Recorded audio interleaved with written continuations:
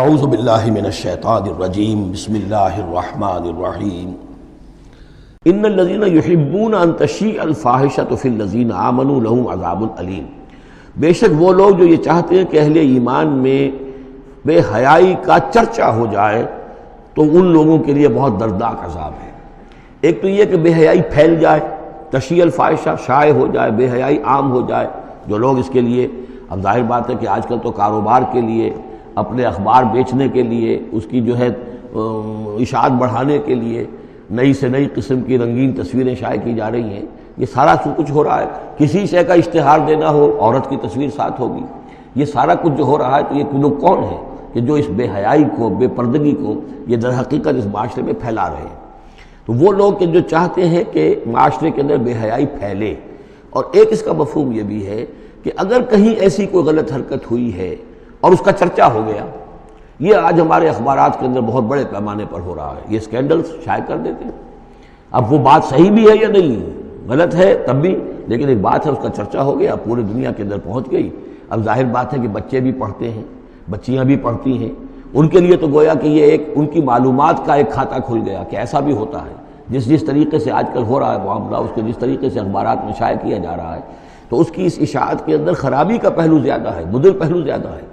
اگر ہے بھی ایسا معاملہ، اگر تو سزا کے قابل ہے تو گواہی دو اور سزا دلواؤ، اور ایسی سزا ہو کہ جس سے ایک کو سزا ہو اور ہزاروں کو ہوش آ جائے، اور اگر نہیں ہے تو خاموش ہو، اس کے اوپر زبان کھولنا بھی جو ہے در حقیقت بہت بڑا جرم ہے۔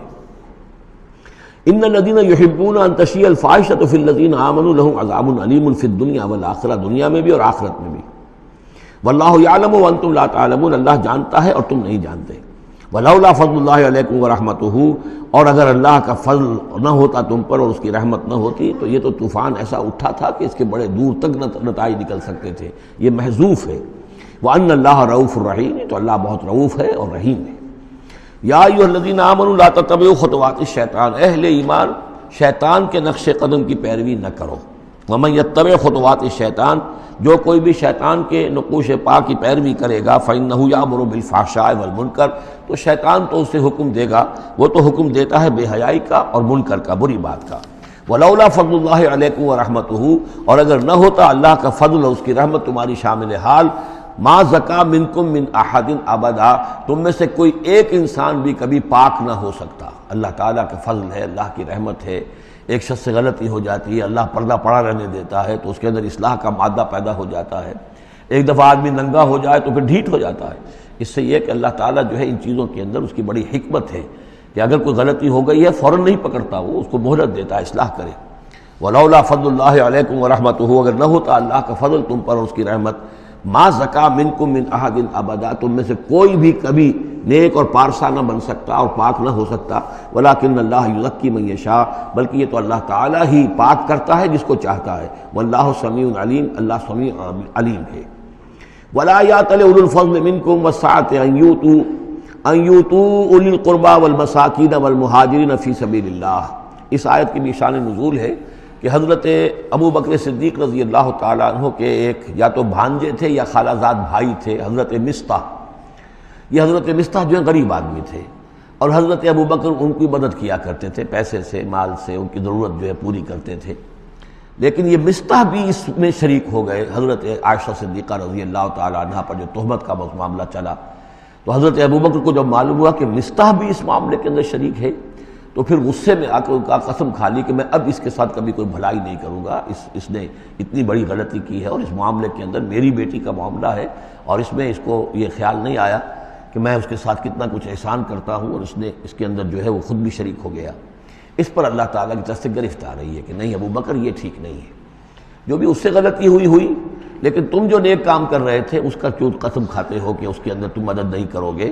ولا یأتل اولو الفضل منکم، اور نہ قسم کھائیں جو فضل والے ہیں، درجے والے ہیں تم میں سے، جن میں اللہ نے فضیلت دی ہے، نیکی میں بھی، ایمان میں بھی فضیلت دی ہے، دولت میں بھی فضیلت دی ہے، وسعت، اور جنہیں کشادگی دی ہے، مال کی کشادگی دی ہے، ان یؤتوا اولی القربى، کہ وہ کوئی صلہ رحمی کریں اپنے قرابت داروں کے ساتھ، کچھ دیں، مال اور صدقہ و خیرات دیں اپنے قرابت داروں کو، والمساکین والمہاجرین، اور محتاجوں کو اور وطن چھوڑنے والے مہاجرین کو، فی سبیل اللہ، اللہ کی راہ میں۔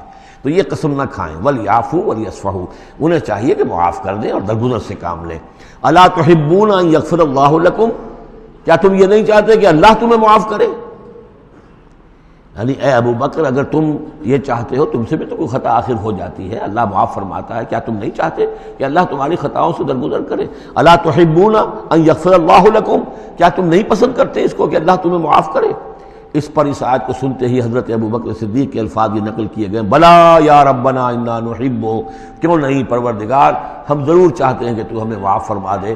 انہوں نے اپنی قسم کا کفارہ دیا اور اس کے بعد جو بھی وہ کرتے تھے ان کے ساتھ بھلائی اور نیکی، اس سلسلے کو جاری کر دیا. واللہ غفور رحیم، اور اللہ تعالی غفور ہے اور رحیم ہے. ان الذین یرمون المحصنات الغافلات المؤمنات، یقیناً وہ لوگ کہ جو تہمت لگاتے ہیں ان پاک دامن عورتوں پر کہ جو غافل ہیں، جن کو ان چیزوں کا ہوش بھی نہیں ہے، جن کا گمان بھی ادھر نہیں گیا. المومنات، اہل ایمان میں سے، لعنوا فی الدنیا، ایسی معصوم اور پاک دامن عورتوں پر جو تہمت لگانے والے ہیں ان پر پھٹکار ہے دنیا میں بھی اور آخرت میں بھی. ولہم عذاب عظیم، اور ان کے لیے بہت بڑا عذاب ہے. یوم تشہد علیہم السنتہم وایدیہم، جس دن کے ان کے خلاف گواہی دیں گے، تشہد علیہم، علی کو نوٹ کر لیجئے، جس دن کے ان کے خلاف گواہی دیں گے، السنتہم ان کی اپنی زبانیں گواہی دیں گی، وایدیہم ان کے اپنے ہاتھ گواہی دیں گے، وارجلہم اور ان کے پاؤں گواہی دیں گے، بما کانوا یعملون، اب جو کچھ عمل وہ کر رہے تھے. یہ ہاتھ ہمارے پاس اللہ کی امانت ہے، میں اس سے غلط کام کر رہا ہوں تو یہ انڈر پروٹیسٹ میرا حکم تو مان رہا ہے، اس لیے کہ اللہ تعالیٰ نے مجھے میرے حوالے سے کیا ہوا ہے، لیکن اس کے اندر پروٹیسٹ ہے. قیامت کے دن یہی میرے خلاف مقدمہ کرے گا، پروردگار تو نے مجھے اس کے حوالے کیا تھا اور یہ مجھ سے میرے ذریعے سے غلط کام کرتا رہا. یہ پاؤں جو ہیں ہمارے خلاف گواہی دیں گے کہ پروردگار ہم اس کے تابع تھے، اس کے حکم کے مطابق چل رہے تھے، یہ بدبخت ہمیں چوری کرنے کے لیے جاتا تھا تو اس کے لیے استعمال کرتا تھا، یا کوئی اور برا کام کرنے کے لیے ہمارے پیروں ہمیں استعمال کرتا تھا. یومئذ یوفیہم اللہ دینہم الحق، اس دن اللہ تعالیٰ ان کا پورا بدلہ ان کو دے دے گا. یہ دین کے لفظ کو یہاں نوٹ کیجئے، دین بدلے کو کہتے ہیں. دین مالک یوم الدین، جزا و سزا کے دن کا مالک، بدلے کا دن. وَيَعْلَمُونَ أَنَّ اللَّهَ هُوَ الْحَقُّ الْمُبِينُ، اور وہ جان لیں گے کہ اللہ تعالیٰ ہی ہے الحق، سچا اور ہر بات کو کھول کر بیان کر دینے والا. الخبیثات للخبیثین والخبیثون للخبیثات، ناپاک عورتیں ناپاک مردوں کے لیے ہیں اور ناپاک مرد ناپاک عورتوں کے لیے ہیں.